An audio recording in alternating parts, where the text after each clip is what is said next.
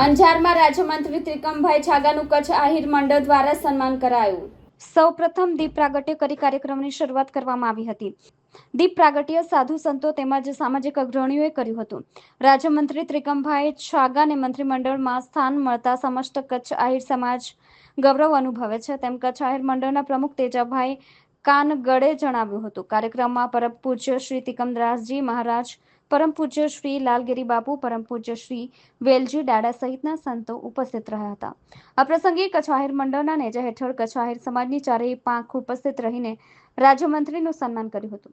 સન્માન સમારોહ કાર્યક્રમમાં કચ્છ જિલ્લા ભાજપ પ્રમુખ દેવજીભાઈ વરચંદ, કચ્છ જિલ્લા કોંગ્રેસ પ્રમુખ વી.કે. હુંબલ, પૂર્વ રાજ્યમંત્રી વાસણભાઈ આહિર, પૂર્વ ધારાસભ્ય શિવજીભાઈ આહિર, અરજણભાઈ કાનગડ, વલમજીભાઈ હુંબલ, શામજીભાઈ કાનગડ, શામજીભાઈ તેજા આહિર, ત્રિકમભાઈ વી આહિર, મૂળજીભાઈ માયાત્રા, સતીશભાઈ છાગા, શામજીભાઈ એકેસરિયા, રાઘુભાઈ આહિર, શંભુભાઈ આહિર, રાણાભાઈ આહિર, સમાજીભાઈ આહિર, નામેરીભાઈ આહિર, મુકેશભાઈ કાપડી, ભોજુભાઈ આહિર, પાંચાભાઈ આહિર સહિતના આગેવાનો ઉપસ્થિત રહ્યા હતા।